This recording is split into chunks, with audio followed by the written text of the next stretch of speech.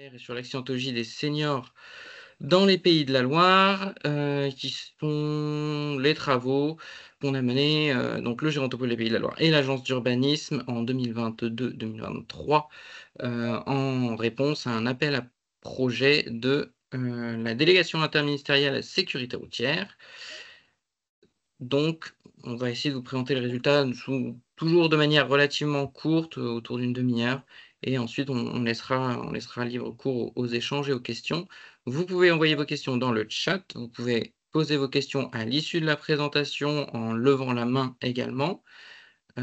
Si nécessaire, j'ai donc des collègues qui sont présents à ce webinaire et qui pourront aussi nous assister s'il y a des difficultés techniques de votre côté.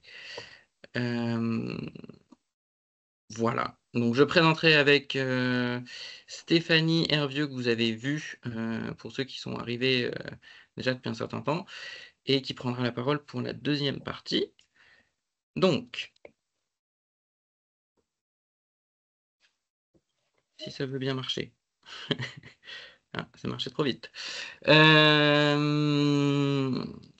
Première partie sur l'accidentalité des seniors en Pays de la Loire, donc là qui va être assez descriptive et quantitative sur donc l'étude des accidents à pied, à vélo et en voiture chez les personnes âgées.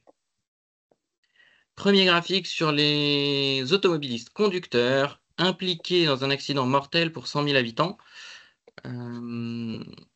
Juste pour vous indiquer, voilà, qu'on a deux catégories de population qui sont un peu plus souvent impliquées dans les accidents mortels, les plus jeunes et les plus âgés un petit peu en seconde partie, notamment la partie des 75-84 ans.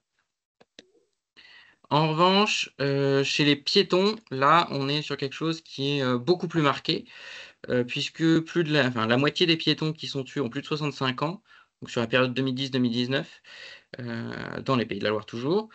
Et 42% ont plus de 75 ans. Donc là, pour le coup, autant sur l'accidentalité automobile, on pouvait avoir deux catégories. Les jeunes étaient assez en avance sur les personnes âgées au niveau de l'implication dans les accidents mortels. Autant sur les piétons tués, là, pour le coup, on est sur une problématique extrêmement prégnante chez les personnes âgées et une surmortalité qui est assez impressionnante. Petit ordre d'idée pour, d'une part, vous rappeler que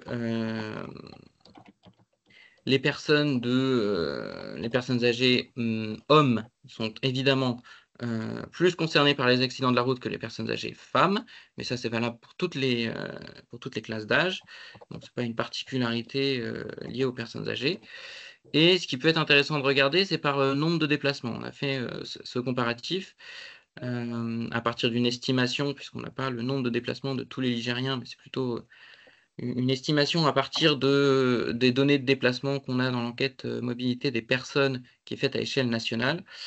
Si vous regardez en bleu pour les moins de 75 ans, on a 2 fois plus, pour un nombre de déplacements équivalent, d'automobilistes qui sont tués que de piétons. En revanche, chez les personnes âgées, on va avoir plus de piétons qui vont être tués pour un même nombre de déplacements que d'automobilistes. Ce qui montre bien à quel point l'accidentalité piétonne est prégnante chez les personnes âgées. Concernant les cyclistes, même chose que pour les piétons, on va être sur une accidentalité qui touche beaucoup les personnes âgées, notamment les plus jeunes retraités qui sont aussi celles qui pratiquent plus le vélo que les plus âgés.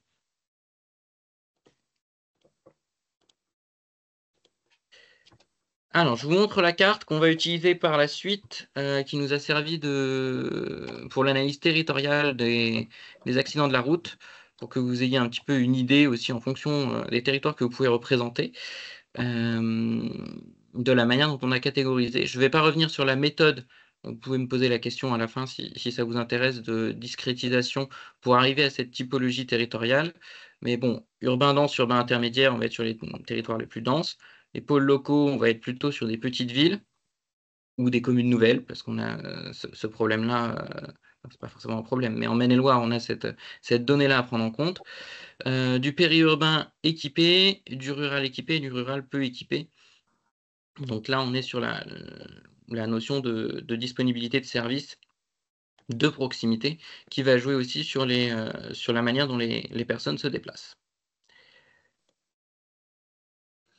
Donc voilà ce que ça donne au niveau de l'accidentalité si on prend, une approche territoriale pour essayer d'observer quelles sont les différences entre les différents types de territoires des Pays de la Loire.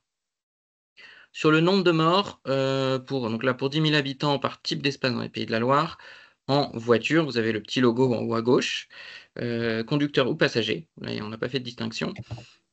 On note que moins le territoire est dense, plus il est rural, plus la mortalité des automobilistes est importante. Pour les personnes âgées comme pour les moins de 75 ans, puisque l'étude était sur les plus de 75 ans, et ce de manière finalement assez progressive, assez linéaire.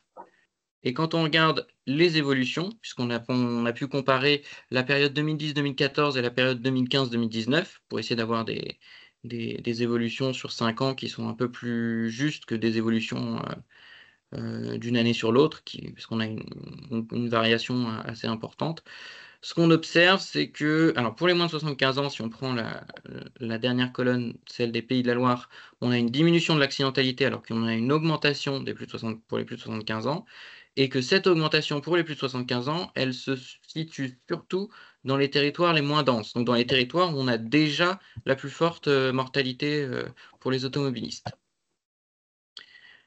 Pour ce qui est des piétons, on va avoir l'inverse, sans vouloir vous donner à l'avance les résultats.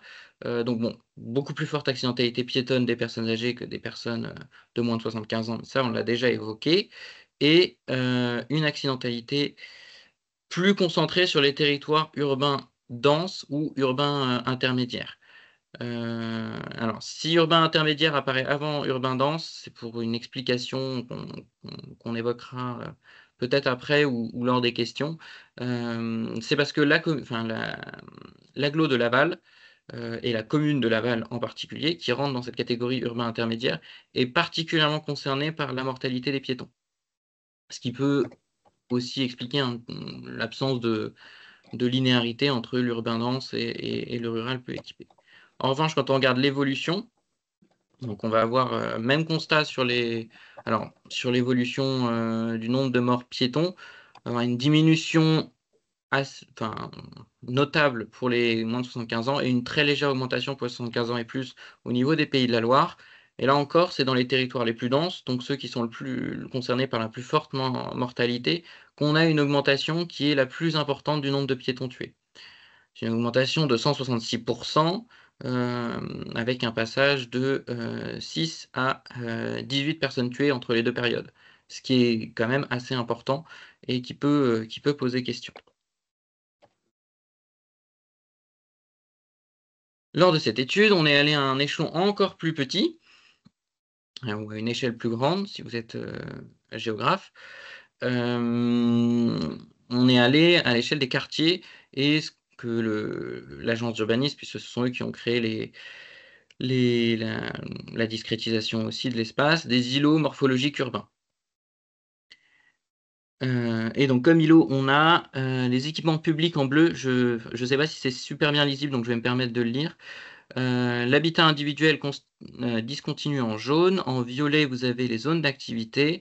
En orange, les grands ensembles collectifs. En rouge, le tissu urbain continu, qui va être plutôt le centre-ville, en tout cas les tissus les plus denses. Et en vert, des espaces verts, parcs, jardins, mais on va aussi avoir les équipements sportifs, comme vous pouvez le voir sur l'image de gauche. Et ce qui est intéressant de noter, donc en haut, vous avez la proportion que prend la voirie par rapport à la ville d'Angers. Et en dessous, l'endroit où se situent les accidents impliquant au moins un senior piéton ou automobiliste. Et donc, ce qu'on remarque, c'est que sur le tissu urbain dense, on a une beaucoup plus forte présence du nombre d'accidents piétons automobilistes impliquant un senior que sur les autres types de territoires. Ce qui s'explique quand même, au moins d'une part, parce que ce sont aussi les endroits où il y a le plus de trafic, piétons ou automobilistes, mais ça nous permet quand même d'observer qu'il y a dans ces espaces-là un enjeu de prévention ou de sécurisation des espaces qui est peut-être plus prégnant encore que sur les autres types d'espaces qu'on a pu analyser à cette grande échelle. Et donc sur les petits territoires. Grande échelle, c'est petit territoire. Sur la responsabilité des accidents, puisque on sait que c'est un sujet qui est parfois polémique et qui peut être abordé, de savoir si les personnes âgées sont responsables des accidents de la route ou non. Vous avez deux manières de lire les choses. C'est pour ça que j'ai mis les deux graphiques. Et ensuite, on analysera un petit peu ces deux graphiques de manière croisée.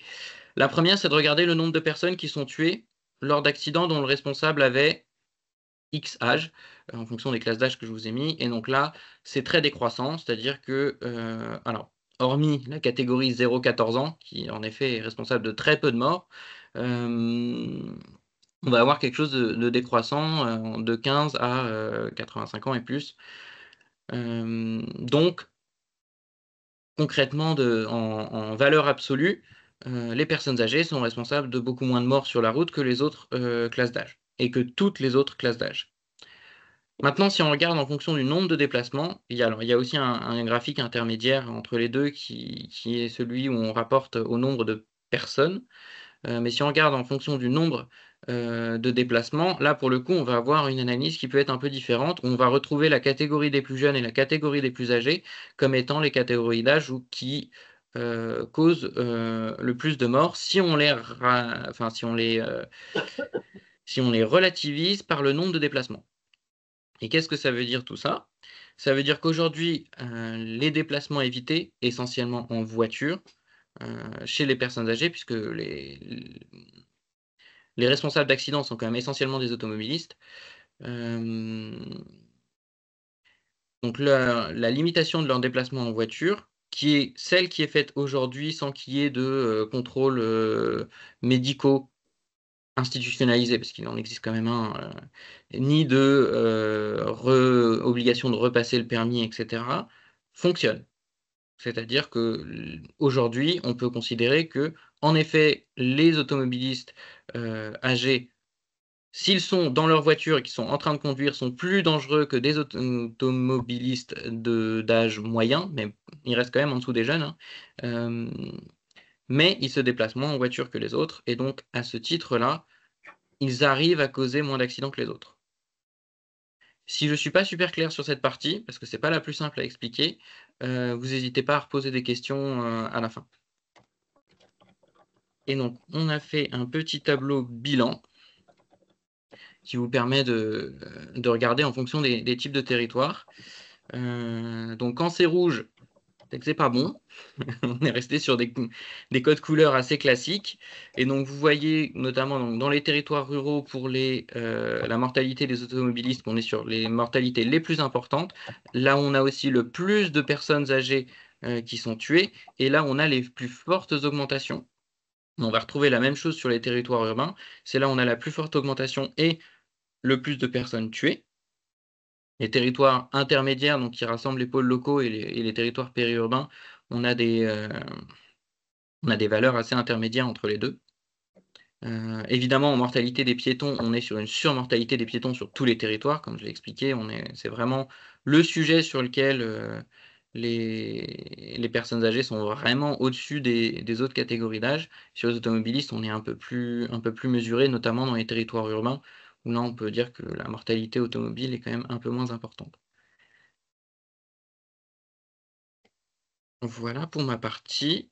Je te laisse la parole, Stéphanie, pour parler des représentations du risque et des stratégies mises en place par les seniors pour s'en prémunir. Merci Nils. Donc Stéphanie Hervieux, chargée d'études solidarité à l'agence et sociologue. Donc ce qui était important en fait pour tout ce travail, donc là Nils vous a présenté vraiment le volet quantitatif, donc avec voilà, des données qu'ils ont moulinées, etc. Et en fait ce qui était intéressant, c'est de faire cette étude en deux volets, en fait en deux temps. Et il y a eu un second temps qui a été un volet un peu plus qualitatif avec des entretiens qui ont été menés, mais ça, je vous expliquerai après par la suite. Par contre, j'ai pas la main, Nice. Je ne crois pas avoir la Oui, main. Non, tu me dis diapo suivante et je change. Ah oui, bah, je te remercie. Bah, diapo suivante, ça me gêne toujours un peu, mais voilà. Oui, mais c'est pas Donc, très grave. donc l'idée, c'était de vous présenter les objectifs très, très rapidement, la méthodologie, et surtout, ce qui est important, c'est la perception des risques que peuvent avoir les aînés et les différentes stratégies qu'ils mettent en place face à ces risques, en fait. Donc, sur les objectifs, ce qu'on a bien compris avec tout ce qu'a présenté Niels, c'est que les aînés sont les plus vulnérables, et ça, toutes les données que Niels a présentées le montrent bien, face aux accidents. Donc l'enquête qualitative est là pour compléter et affiner. Alors là, tu peux changer, Niels, la slide, pour compléter et affiner la connaissance du risque, comprendre comment les personnes s'adaptent aux risques perçus. Et vraiment, l'idée, allez, l'enjeu majeur, on va dire, c'était de mieux cibler les actions publiques pour conforter les stratégies mises en place et apporter des réponses aux difficultés rencontrées par les seniors. Voilà. Tu peux passer, s'il te plaît. Donc, sur l'approche qualitative, alors, ce qui est intéressant, c'est quand même on a un panel quand même assez conséquent qui peut, voilà, qui permet de bien conclure et bien d'analyser les propos. C'est 13 entretiens approfondis avec des professionnels. On a rencontré près de 180 personnes lors de focus group, de porteurs de parole, d'animations aussi qu'on a réalisées. Réparties aussi, on a fait une différence entre contexte urbain, parce que vous avez bien vu, quand Niels vous a présenté les chiffres, il y a quand même des différences entre urbain et rural. Donc le contexte urbain, c'était Nantes, Angers, les Ponts-de-Cé. Et puis sur le côté rural, c'était Saint-Georges-sur-Loire, Douai, La Fontaine et Mayenne. Et il y a eu également 6 jours d'observation in situ des comportements à Angers notamment. Voilà, c'était vraiment le côté vraiment urbain. Tu peux changer de slide, s'il te plaît, Niels. Donc, sur les risques perçus, on en a rencontré, on en a analysé 4 majeurs. C'est les vulnérabilités spatiales, je vous expliquerai après, les vulnérabilités face aux autres usagers, les capacités des aînés, et puis la perception de ses propres capacités aussi quand on est aîné. Sur les vulnérabilités spatiales, en fait, les choses qui ressortent, tu peux changer Nil si tu veux, bien. Eh bien, c'est la complexification des espaces, les voies de bus notamment, qui souvent ont été mises en avant, le double sens cyclable, les trottoirs partagés qui entraînent des difficultés de lisibilité des parcours. Ensuite, l'autre vulnérabilité qui a été mise en avant, c'est le partage des voiries entre les différents modes et qui est souvent source d'anxiété. L'intersection et les traverses identifiées comme des lieux les plus dangereux. Et puis aussi, surtout, ce qui est ressorti, c'est des aménagements peu favorables à la marche, avec pour beaucoup manque d'assises. Ça, c'est beaucoup de choses qu'on entend aussi. L'encombrement, alors que ce soit poubelle, alors vous verrez surtout à Angers, trottinette, et puis inclinaison des trottoirs aussi, qui renforce surtout l'appréhension de la chute. Donc là, on vous a mis quelques verbatims, notamment sur des trottoirs qui sont trop petits. En fait, quand on se déplace aussi avec un déambulateur, bah, c'est toujours un peu compliqué enfin, de se mouvoir, on va dire, sur les Demain par Teams. trottoirs. C'est bon, j'ai coupé mon. Alors, est-ce que... Voilà, J'ai merci. désactivé. Ah oui, d'accord, merci. Et puis voilà, donc tu peux changer de slide s'il te plaît. Sur les vulnérabilités face aux autres usagers, alors souvent ce qui a été dit lors de nos rencontres, c'est le comportement de l'autre qui respecte pas forcément le code de la route. Donc ça, c'est source aussi d'anxiété chez les aînés. Le décalage de vitesse entre usagers du même mode ou de modes différents. Et là, on se rend compte que arrive la trottinette et le vélo, enfin, surtout dans le milieu. Et donc, bah voilà, la version totale, enfin, on a eu des discours vraiment quand on était à Angers, surtout à Angers, une aversion totale pour les vélos et encore plus, enfin, à mon sens, pour les trottinettes. Et ce qui était intéressant, voilà, c'est vraiment la vigilance qu'ont les personnes âgées, enfin, qu'ont les aînés, pardon, Et là, c'est cette femme-là de 80 ans qui nous disait cette anxiété qu'elle peut avoir, ou cette peur qu'elle peut avoir, ou cette aversion qu'elle peut avoir sur les vélos et les trottinettes, elle est toujours en train de se retourner pour vérifier s'il n'y a rien, quoi, qui arrive derrière, devant, sur les côtés. Enfin, voilà. Autre slide, merci. Sur les capacités des aînés, alors je pense que pour beaucoup d'entre vous connaissent ça. Il y a le côté physique avec la fatigabilité, la fragilité par rapport au choc, la mobilité musculaire et articulaire, perceptive aussi, donc baisse de la vue et de l'ouïe, limitant la capacité de prendre conscience du danger au plus vite. Ça, c'est des choses aussi qu'on a entendues lors de nos rencontres, notamment par rapport au champ de vision, l'éblouissement, la perception du mouvement, l'estimation des distances aussi. Il y a aussi les capacités cognitives avec une diminution des réflexes, l'assimilation aussi de plusieurs informations, alors surtout au niveau des pancartes. Enfin, je ne sais pas si on dit pancarte, j'ai un peu de mal. Oh mince, bon bref. La concentration, la perception du temps, et puis anticiper aussi les choses. L'intégration aussi sur des évolutions du code de la route avec l'incompréhension chez chacun, et c'est pas uniquement chez les aînés, hein, parce que moi-même parfois je comprends pas tous les nouveaux panneaux de signalisation et des nouvelles règles de la route. Donc voilà. Ce qui était enfin, beaucoup aussi disaient aussi, c'est la nuit, enfin voilà, sur la baisse de la vue, le temps de pluie aussi, par temps de pluie, c'est compliqué. La nuit aussi, c'est compliqué, en fait.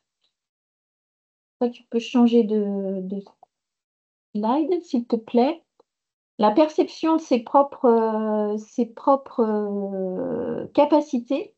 Alors, c'était assez rigolo parce qu'il y en avait certains qui disaient très librement, alors, pas d'inquiétude, pour moi, tout va bien. Donc, ils sont aînés, hein, on a vraiment rencontré que des aînés. Et là, on se posait quand même la question de savoir si c'était voilà, réalité ou on se perçoit soi-même que tout va bien, en fait. Donc, et d'ailleurs, c'est pour ça qu'on vous a mis cette verbatim là, de cette femme de 78 ans.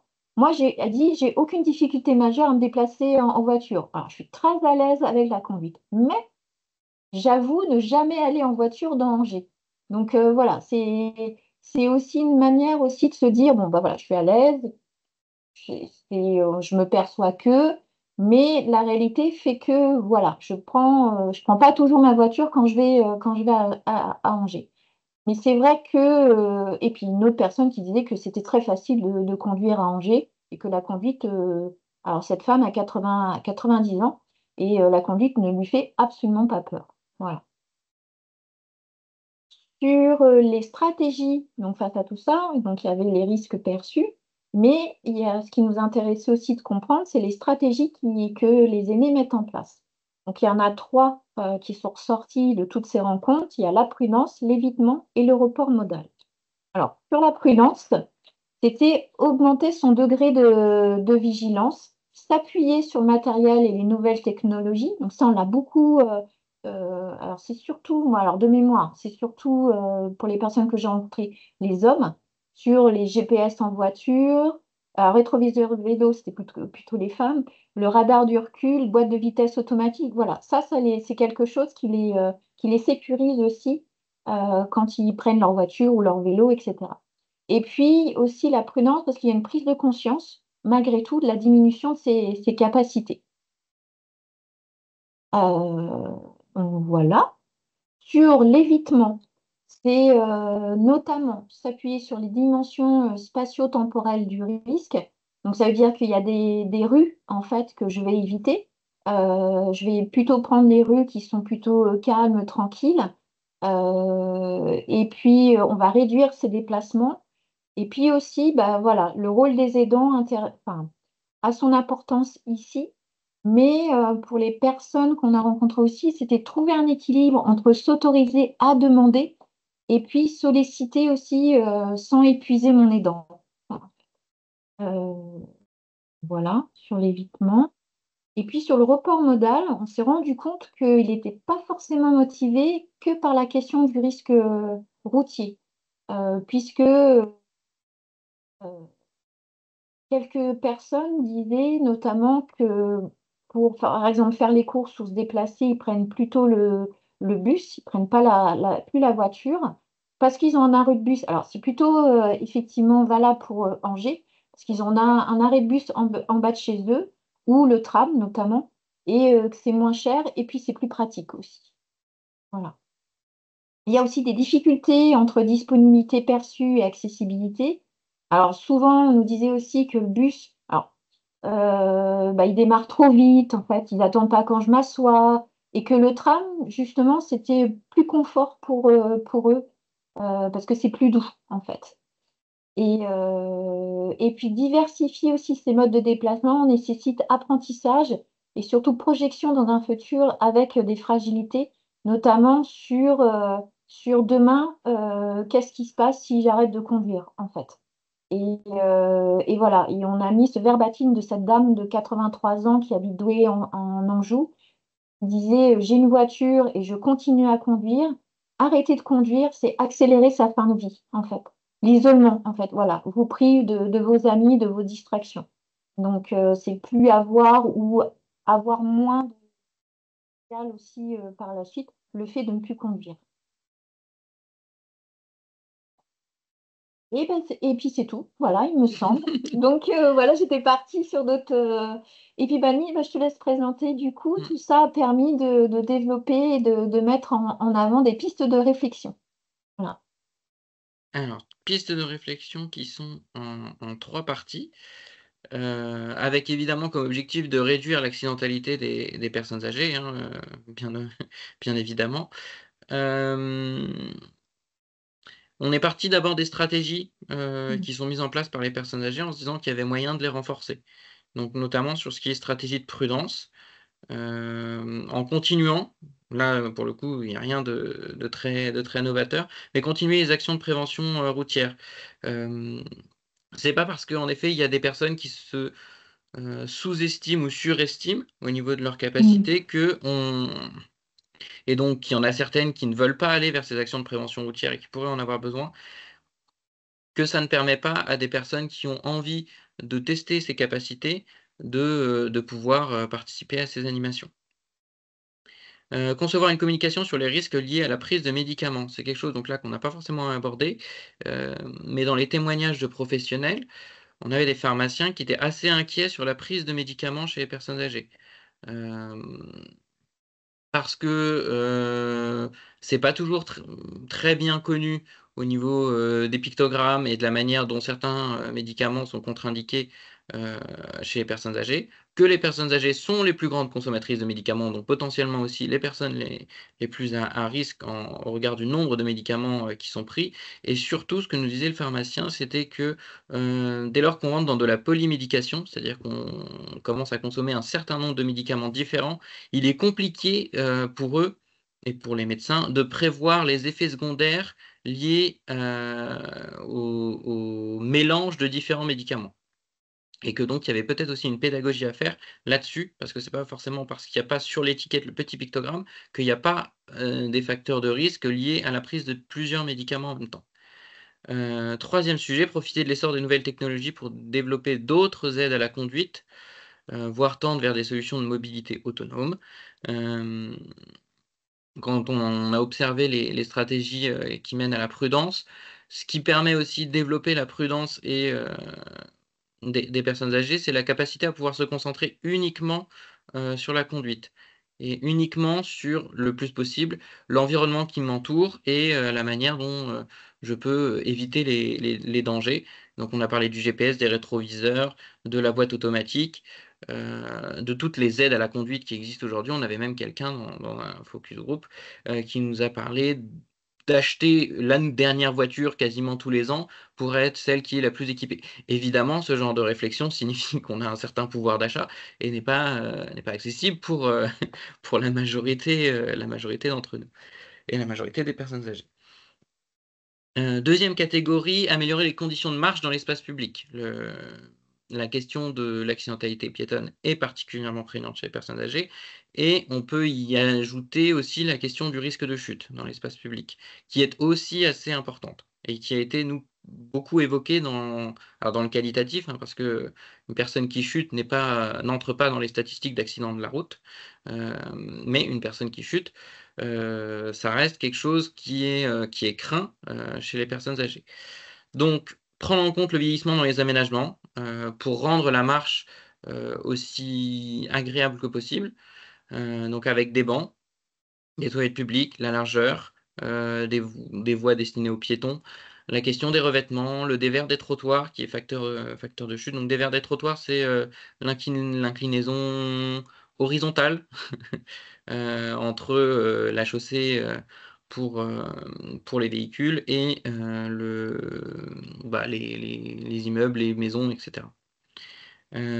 Préserver les piétons en intensifiant le rôle de la police sur les infractions pour stationnement gênant qui font que les personnes âgées notamment, mais pas que, doivent descendre sur la chaussée et donc prendre plus de risques par rapport aux voitures et envers certains comportements à trottinette et à vélo. Donc c'est pour répondre aux conflits d'usage entre différents modes, notamment piéton versus trottinette ou vélo sur les trottoirs.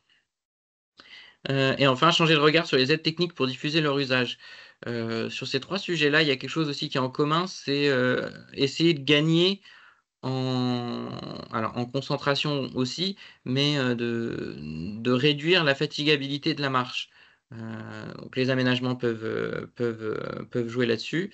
La question des trottinettes et des vélos qui sont source de stress, et comme le disait Stéphanie, des personnes qui doivent faire super attention en regardant un peu partout, peuvent être parfois un peu moins concentrées sur d'autres sujets. Et les aides techniques ont aussi leur rôle à jouer dans la manière dont on peut rendre la marche plus agréable et moins fatigante. Et quelqu'un qui est moins fatigué, et quelqu'un qui est plus lucide. Et donc quand on dit changer de regard sur les aides techniques, on est vraiment aussi sur le fait de réussir à diffuser l- leur, leur usage pour que, enfin, la question du regard, c'est aussi le problème de l'image qu'on renvoie aux autres et qu'on renvoie sur soi-même quand on parle d'aide technique. Quand on se balade en déambulateur, bah forcément, on a une image qui est véhiculée avec ça et qui est parfois aussi un des freins qu'il faut réussir à lever pour que les personnes puissent s'engager vraiment sur la prise de déambulateur, puisque c'est l'exemple que j'ai pris. Et dernière catégorie, faciliter, susciter le report modal. Pareil, toujours sur les stratégies des personnes âgées, en anticipation de la fin de la conduite et de l'évolution du rôle des aidants. Donc ça, c'est encore plus spécifique. Déjà, en anticipation de la fin de la conduite, parce que le report modal, c'est quelque chose qui nécessite parfois, si on n'a pas utilisé ces modes de déplacement avant, un apprentissage et que l'apprentissage de nouveaux modes de déplacement, c'est quelque chose qui demande des compétences, des capacités. Or, si on arrête de conduire pour quelle qu'en soit la raison, ça veut dire qu'on a des difficultés qui peuvent potentiellement être aussi des freins à l'apprentissage d'un nouveau mode de déplacement. Et quand on parle de l'évolution du rôle des aidants, c'est que le report sur les aidants pour que on puisse se déplacer, ça peut être bien, ça peut être aussi source de fatigue pour les aidants. Et de plus en plus, on va avoir des aidants qui vont être éloignés, notamment si on pense aux aidants, aux enfants, qui vont être éloignés des personnes âgées. Et donc, autant quand on habite au même endroit, on peut amener ses parents pour faire des courses, aller faire une visite de lien social ou se rendre à des activités. Autant si on habite à 1000 km, ça devient tout de suite beaucoup, beaucoup plus compliqué. Donc pour faciliter et susciter le report modal, on a l'accompagnement au changement de comportement en s'appuyant sur d'autres leviers que la fin de la conduite. Parce que, comme on l'a dit, on est sur quelque chose qui peut être source d'angoisse et qui peut entraîner des résistances au changement, alors qu'il y a d'autres leviers possibles, comme la santé, comme la question de faire des économies pour ce qui est de la voiture, sur lesquels on sent que les personnes âgées sont plus réceptives. Ce sera plus facile de dire à quelqu'un mets-toi à la marche parce que ça permet de te faire gagner en santé, de réduire le risque de perte de l'autonomie, plutôt que de dire ça t'évitera, ça te permettra de continuer à te déplacer quand tu seras complètement gaga, que tu pourras plus rien faire parce que bon bah voilà, ça va t'arriver. Forcément, entre les deux phrases, il y a quelque chose qui est un peu plus sympathique comme futur à envisager que l'autre. Faire connaître les alternatives existantes en levant les freins à l'usage. C'est pas le tout d'accompagner le changement de comportement. Il faut quand même que d'une part, les alternatives existent, ce qui n'est pas toujours le cas, et les faire connaître, ce qui n'est pas toujours le cas aussi quand elles existent. Je parle notamment là, des solutions de transport public, et comme le transport à la demande, notamment, qui est moins connu, et lever les freins à leur usage. Il y a d'une part l'apprentissage, et puis il y a d'autre part ce que disait Stéphanie, par exemple, la question des chauffeurs qui peuvent avoir une conduite un peu brusque, ou d'autres freins sur d'autres modes de déplacement. Et enfin, soutenir les mécanismes d'entraide locaux soulageant les aidants naturels, enfin dits naturels, parce qu'il n'y a pas d'aidants naturels. Là, on va être sur le sujet du transport solidaire, qui est une force réelle de la région des Pays de la Loire, euh, qui permet donc des chauffeurs bénévoles qui vont accompagner des personnes sur des déplacements ponctuels quand même plutôt, et ce qui permet de soulager les aidants, puisque on a des bénévoles qui vont prendre la place des aidants, et donc permettre aux aidants de faire autre chose quand ils sont à proximité toujours, puisque il y a aussi des situations dans lesquelles il n'y a pas d'aidants à proximité. Voilà pour la présentation qu'on pouvait vous faire. Je vais reprendre le chat en remontant les différentes questions. Si vous avez des questions que vous souhaitez poser à l'oral, vous pouvez lever la main. Et voilà. Et j'espère que vous avez apprécié la présentation. Il y a des mains qui se lèvent. Je vais d'abord prendre les premières questions qui ont été écrites. Bon, ça c'était du technique. On pourra envoyer le support de présentation après le webinaire, il n'y a pas de souci. Alors, il sera envoyé qu'aux personnes qui étaient inscrites, hein. Je préfère le préciser. Si vous n'étiez pas inscrit et que vous avez récupéré le lien, renseignez-vous auprès de la personne qui vous a filé le lien pour récupérer aussi le diaporama. Alors, j'ai une question, qu'entendez-vous par solution de mobilité autonome plus large que la voiture autonome? Alors, la voiture autonome, je vais être très, très franc, personnellement, mais là, ça n'engage que moi, j'ai beaucoup de doutes. Pour des questions environnementales, pour des questions de technologie, j'ai beaucoup de doutes. Il y a des solutions de mobilité autonome plus larges, en effet, on peut imaginer, le train autonome me semble déjà un peu plus, un peu plus simple à réaliser. Voilà. J'espère que c'est suffisamment clair pour expliquer ce qu'on entend par solution de mobilité autonome. Et après, il y a plus ou moins de degrés d'autonomie dans la conduite. C'est la différence entre les aides à la conduite et vraiment la voiture autonome. Alors, les aménagements qui se développent, oui, donc ça c'est une remarque d'Anne Siron. Il y a aussi le problème des aménagements qui mélangent cyclistes et piétons sur les trottoirs qui se développent de plus en plus. Stéphanie, tu me dis si tu as une réaction à donner à ça. Moi, oui, Non, mais voilà. ça,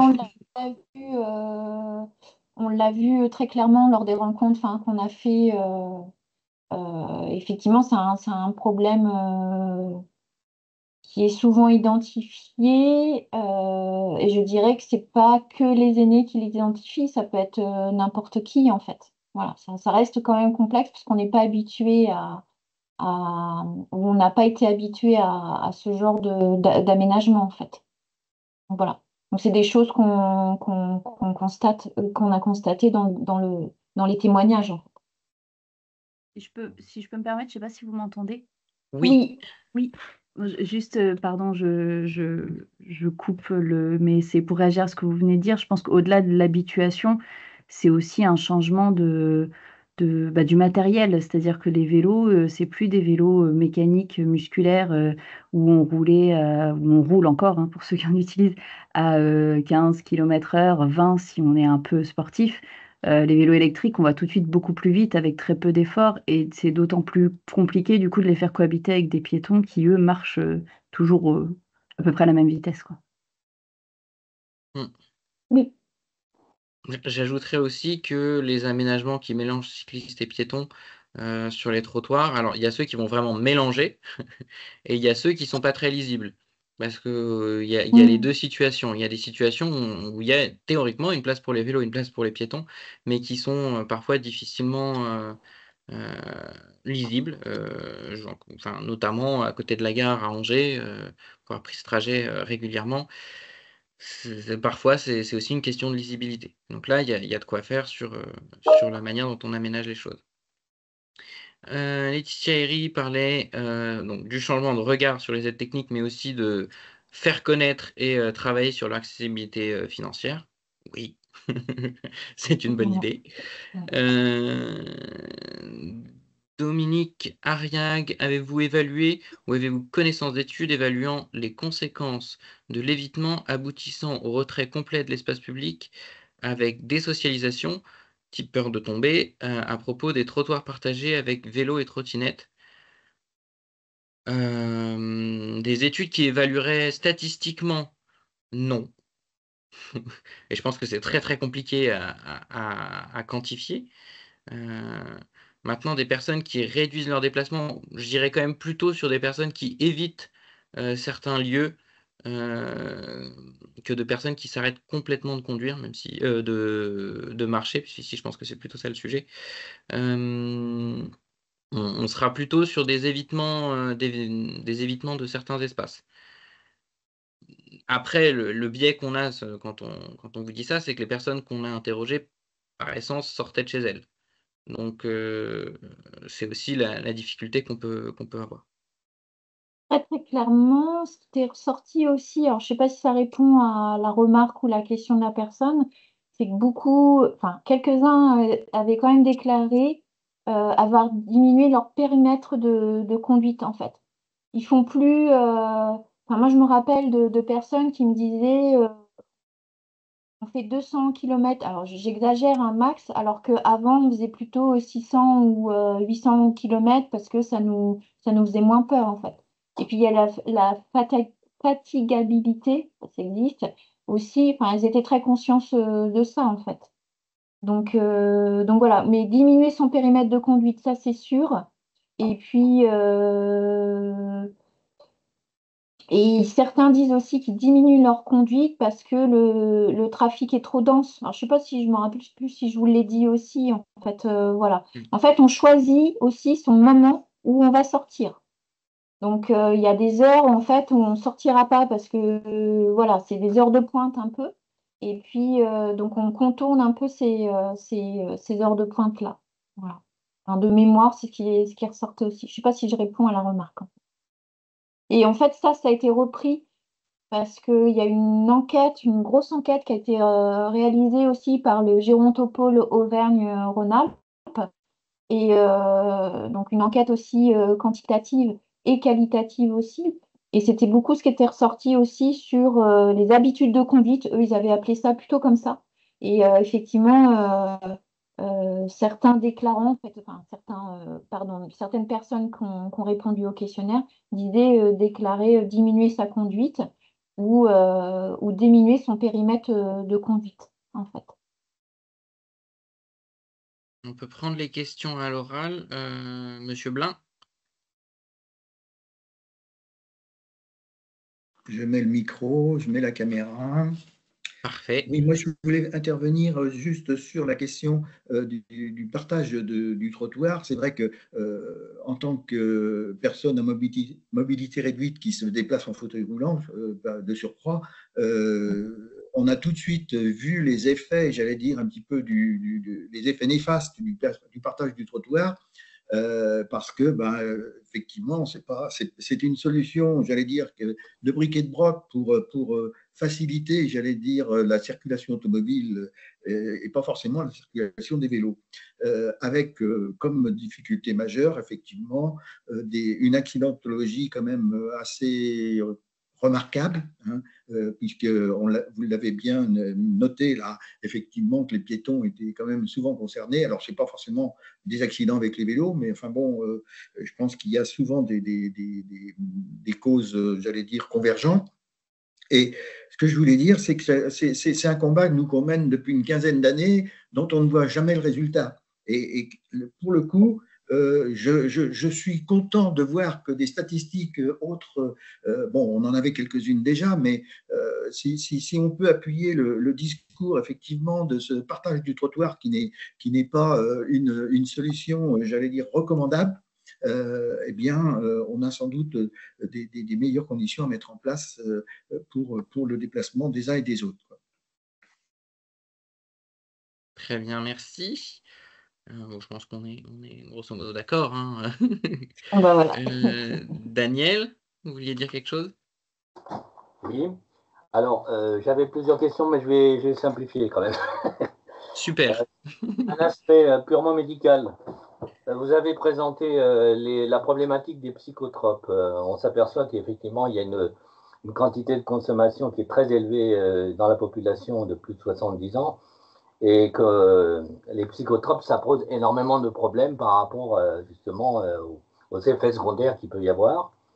Et dans l'accidentologie, en particulier routière, avec les accidents de la route, est-ce que cette part, elle n'est pas sous-estimée justement parce qu'il y a beaucoup d'endormissement, en particulier, même si les gens prennent peu l'autoroute, mais il y en a quand même qui prennent des petits tronçons de 4 voies, etc. Et même en ville, il y a eu, sur nous, à Ancenis, il y a eu 2 accidents consécutifs où des personnes âgées n'ont pas du tout visualisé des piétons qui traversaient, avec des explications qui sont assez difficiles à comprendre.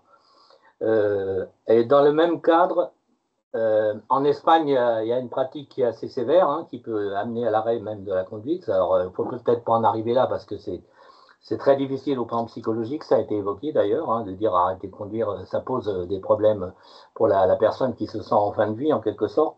Mais il y a quand même un minimum de visites médicales, au moins de contrôle avec des informations spécifiques.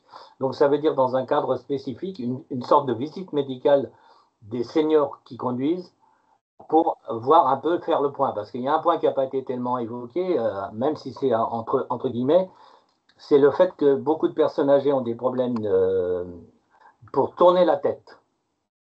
Et il y a beaucoup d'accidents sur les stops qui sont liés à ça, où les personnes n'ont pas eu la possibilité, la capacité à tourner suffisamment la tête dans les deux côtés et donc s'engagent sur des stops parce qu'elles n'ont pas perçu l'arrivée d'un autre usager. Alors c'est lié aussi à la vue. Donc moi je pense que la visite médicale, ça devrait pouvoir faire, on devrait pouvoir faire un démarrage au moins de visite de contrôle et d'information aux personnes âgées pour les sensibiliser à ça. Et dernier point, dans les accidents, quand vous avez présenté la part responsable, il n'y a pas eu une distinction qui a été faite entre les accidents où les personnes justement sont seules et se plantent en quelque sorte, où les personnes rencontrent d'autres usagers et quel type d'usagers en général ces personnes âgées ont percuté ou ont été percutées par qui, quoi. Ça serait intéressant de le savoir un peu plus. Voilà, j'arrête. Alors, là-dessus, on a les chiffres, Daniel, et ils sont dans le rapport. Donc, je pourrais vous les donner. Et ils sont encore plus favorables aux personnes âgées si on le prend en compte parce qu'elles sont plus fragiles. Souvent, je sais plus, pour les 85 ans et plus, on devait être autour de 80 ou 90 personnes tuées, dont le responsable avait plus de 85 ans. Et en fait, parmi toutes ces personnes tuées, il n'y en a que 9 qui n'étaient pas la personne de 85 ans responsable toute seule. D'accord, merci. Donc pour les personnes âgées, on a quand même une responsabilité d'accident qui en général n'entraîne la mort que de la personne âgée. Donc, Pas parce qu'elle a des accidents seule, parce que c'est pas les populations qui ont le plus d'accidents tout seuls, mais parce que souvent, pour un même choc, elles vont décéder alors que la personne en face, non. elles sont plus vulnérables. C'est un autre problème. Merci.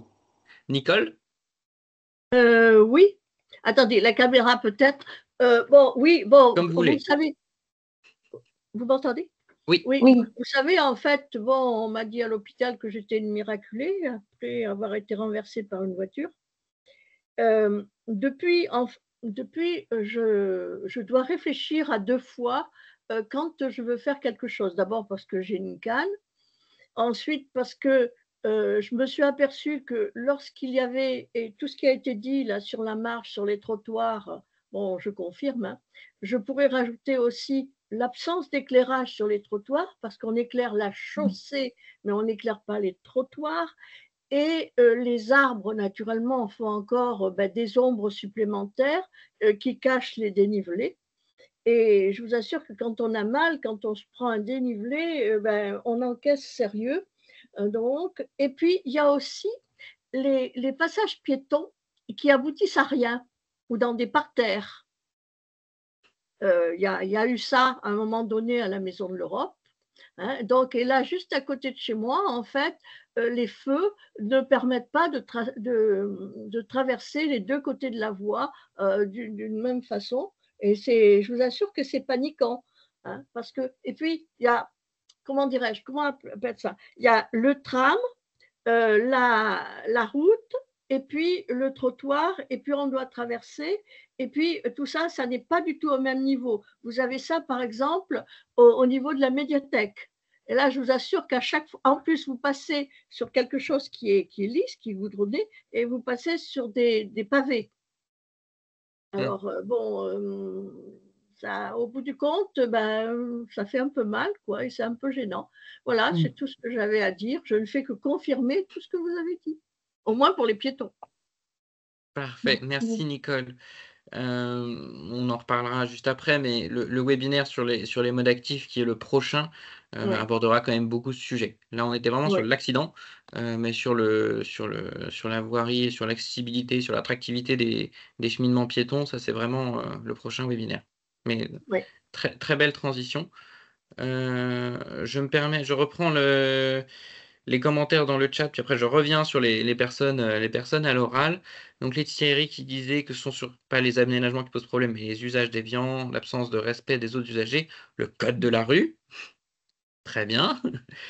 Je serais plus mesuré sur certains aménagements, mais bon.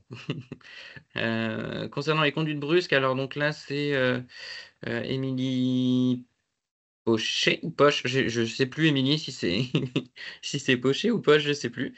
Je crois que c'est Pochet. Pochet, mais c'est pas grave. Pochet, très bien. Qui nous informe que les conducteurs de bus à Angers travaillent sur le sujet, enfin notamment Irigo qui est l'opérateur. Et donc les conducteurs de bus sont des contrôleurs avant d'être des conducteurs, ce qui leur permet donc de travailler debout et de se rendre compte de la manière dont la conduite est importante. Autres informations pour les territoires ruraux. Allez hop, 49 commence à investir dans les cars à plancher bas. C'est déjà le cas en Loire-Atlantique. Et normalement, ça doit être diffusé un peu en région de manière, en règle générale, ça devrait devenir la règle, même s'il devrait y avoir des exceptions pour les lignes où il y a un fort nombre de voyageurs nécessitant des transports de bagages, puisque le plancher bas signifie pas de soute. Donc, ça peut poser aussi problème sur certaines lignes. Alors, un utilisateur inconnu, je ne sais pas qui c'est, qui nous dit que les politiques publiques doivent être incitatives, par exemple le tarif réduit ou la gratuité permanente ou temporaire des transports en commun sont de nature à faciliter le changement de mode de déplacement des personnes âgées. Cela vaut pour le milieu urbain, mais aussi pour le milieu rural. Alors, on nous partage deux liens. Un premier de Rue de l'Avenir sur la cohabitation piéton-cycliste pour travailler sur le partage de voirie. Je vous inviterai à le consulter. Et une recommandation de la Haute Autorité de Santé sur la prévention des chutes. Donc merci pour le partage, aux deux personnes qui nous ont partagé ça. Je suis en train de me rendre compte qu'il y a un certain nombre de commentaires. Laetitia est toujours sur la Sémitane qui fait de la sensiformation à la conduite douce. Donc voilà, en complément de ce que fait Irigo aussi. Prise en compte des personnes à mobilité réduite, âgées, femmes enceintes, personnes sur de handicap ou blessées. Mais parfois, oui, ça c'est ce que j'allais compléter, il y a des injonctions contradictoires avec le respect des engagements commerciaux et des horaires à respecter. C'est-à-dire que à un moment, si on demande aux chauffeurs de respecter une certaine vitesse commerciale, c'est difficile de conduire doucement, tout bêtement. Et pour les maladies neurodégénératives, les seniors peuvent refuser les diagnostics par crainte de se voir interdire la conduite. Ça, c'est vrai que ça fait partie sur le sujet de la visite médicale qui a été évoquée par Daniel, ça fait partie aussi des retours qu'on avait. Il ne faudrait pas que les personnes, par crainte de ne plus pouvoir conduire, n'aillent pas faire des visites dans des centres mémoire, etc. En sachant aussi… Monsieur Nice, Oui, si vous m'autorisez à je vous intervenir. autorise, Anne-Marie. Je ne sais pas à quoi, mais je vous autorise. Alors, merci. En tout cas, c'est important de dire que le médecin traitant est tenu au secret professionnel absolu. Et donc, les seniors qui ont des pathologies, y compris neurodégénératives, si elles vont voir leur médecin traitant, généraliste, spécialiste, enfin, il leur dira, et on espère qu'il leur dira que au stade, s'il y a un stade où la pathologie ne permet plus de conduire en sécurité pour les autres, on espère bien qu'il le dira, qu'il l'inscrira dans le dossier, mais il n'a pas le droit d'appeler le préfet pour dire ce patient ne peut plus conduire. Voilà. Tout à fait. Maintenant, la difficulté, c'est que vous le savez, mais les personnes âgées qui vont en consultation, je ne suis pas certaine. C'est pour ça que je me permets d'intervenir pour le dire, justement. Oui, tout à fait. Et Important. pour compléter ce que vous dites et par rapport à ce qu'avait soulevé Daniel Lilion, c'est vrai que en règle générale, les professionnels de santé, les docteurs, médecins traitants des personnes ont tendance aussi à alerter sur ce sujet de manière déjà, parce qu'on est sur un public qui, pour différentes raisons, est quand même un public qui consulte régulièrement aussi chez son médecin. Et donc après, c'est aussi à la charge du médecin de prévenir les personnes âgées si elles commencent à détecter des différents troubles, que ce soit perceptifs, cognitifs, physiques, parce qu'après ça peut être d'ordre assez varié.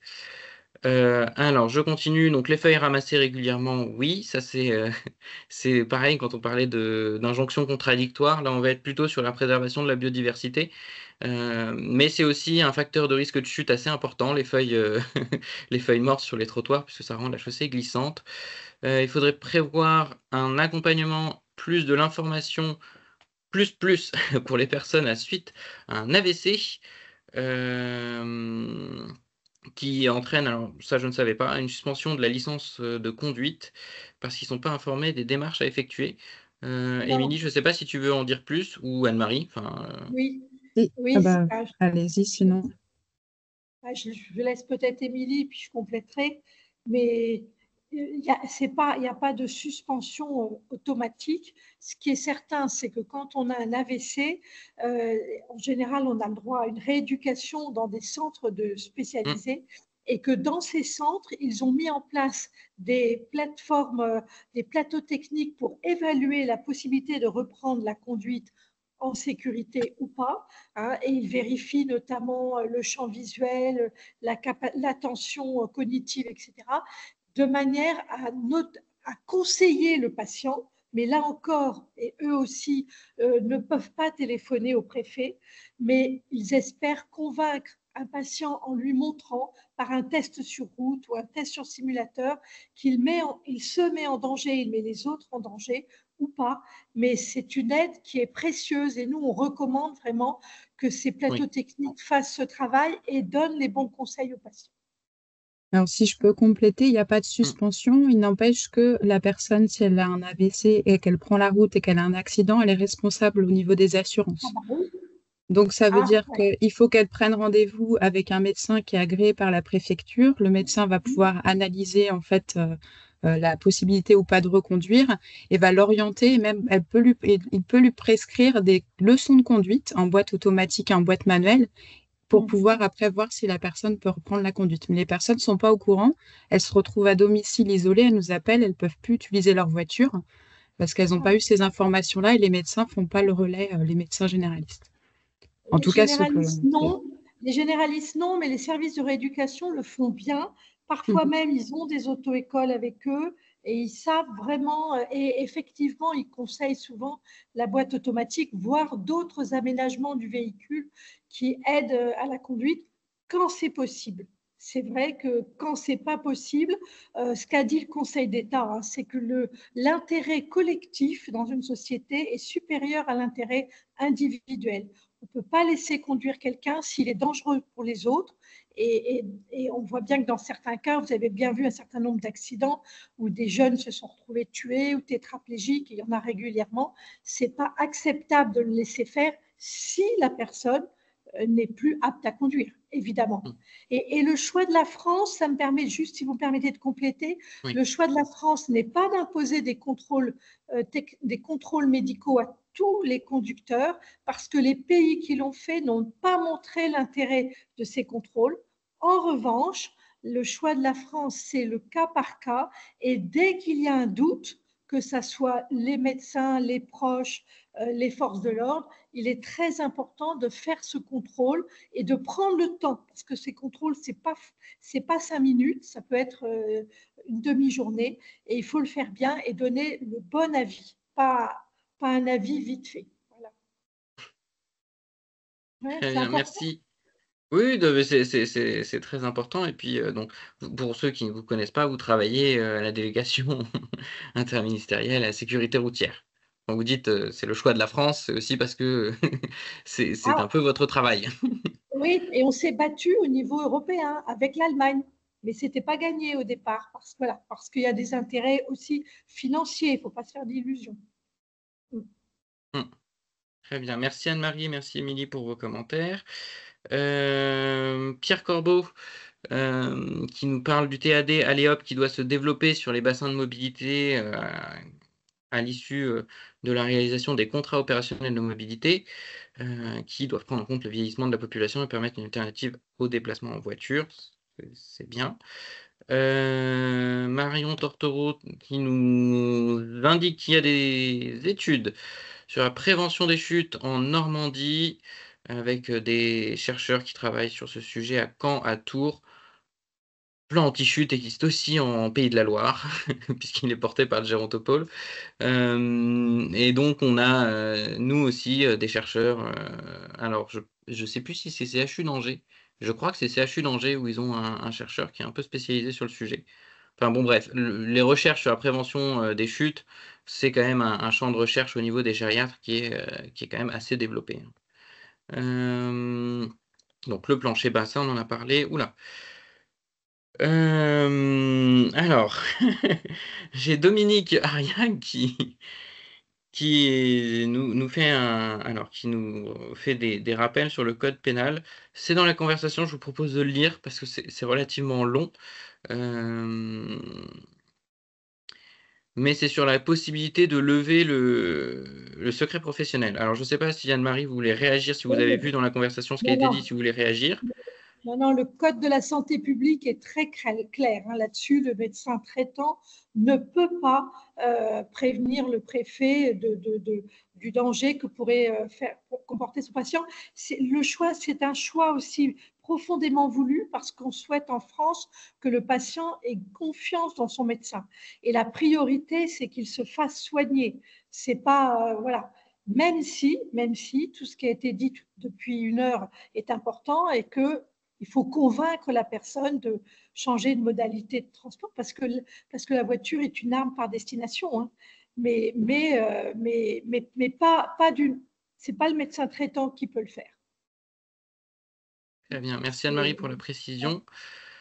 Daniel, est-ce que c'est toujours la même main qui est levée ou est-ce qu'il y a d'autres choses que vous voulez ajouter? A priori. J'ai la mauvaise habitude de laisser la main levée. C'est pour ça que je vous posais la question. Je n'avais pas vu. Merci. Marion Tortoro, si vous voulez ajouter quelque chose. Oui, merci. C'était par rapport aux études que je mentionnais tout à l'heure. Alors, effectivement, oui, je sais qu'il y a des plans anti-chute dans les autres régions et comme je suis moi-même de Normandie, c'est forcément, je pense à ma région. Mais c'est logique. Sur les études, moi, ce que je trouve intéressant sur les deux qui sont alors celle de Caen, elle commence à se lancer officiellement. Celle de Tours, je crois qu'elle est encore en réflexion. Mais ce qui est intéressant, et je ne sais pas si c'est le cas aussi dans les autres régions, c'est que ce sont des chercheurs qui cherchent vraiment à associer aussi des personnes du monde de l'aménagement. Et c'est comme ça que moi, en tout cas, j'ai eu connaissance de ces recherches-là, puisque moi, je suis plutôt côté aménagement, donc au CEREMA Normandie Centre.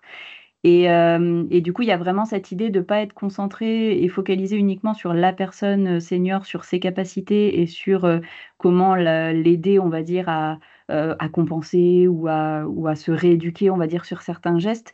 Mais il y a aussi vraiment cette notion d'essayer d'identifier les endroits qui provoquent des chutes ou les endroits qui aident à ne pas chuter. Et du coup, c'est cette approche-là que je trouve intéressante de voilà, aussi regarder l'environnement. Et ben, c'est très intéressant. Je pense pas que dans notre région, on soit parti sur ce sujet-là en premier, parce que les chutes, enfin quand on prend le nombre de chutes, la plupart sont à domicile et pas dans l'espace public. Donc je crois, de mémoire sur le plan anti-chute, mais notre plan anti-chute commence à dater un petit peu au niveau de sa rédaction, qu'on était plus parti sur la question du domicile que sur la question de l'espace public. Donc ça rend ces études d'autant plus intéressantes et merci d'avoir précisé qu'elles prenaient en compte cette volonté d'associer chercheurs gériatres et acteurs de l'aménagement. Est-ce qu'il y a d'autres personnes qui souhaitent prendre la parole pour poser des questions?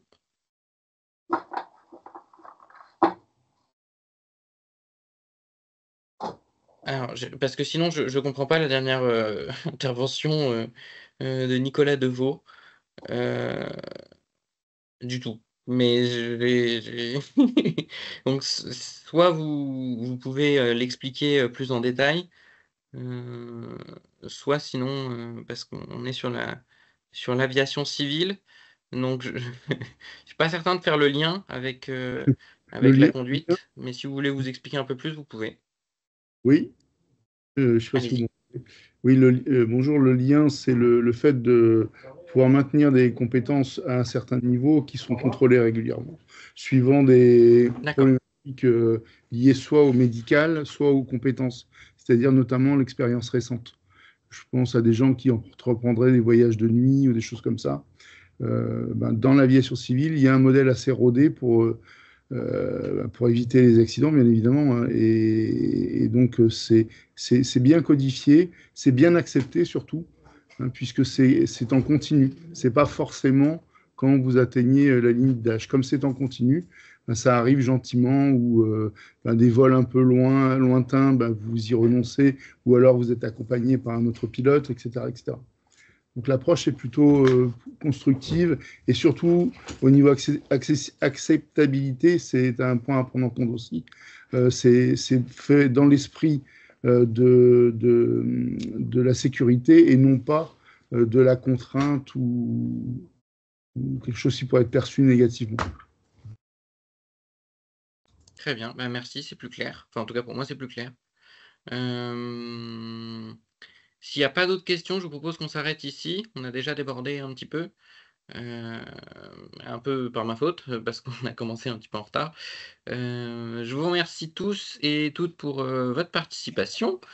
Et je vous donne rendez-vous pour le prochain webinaire. C'est le même... alors, c'est pas le même lien de connexion, mais c'est le même lien d'inscription. Parce que je pense qu'il y a eu des personnes qui pensaient s'être inscrites parce qu'elles s'étaient inscrites sur le premier webinaire et pensaient du coup être inscrites au deuxième également, ce qui n'était pas le cas.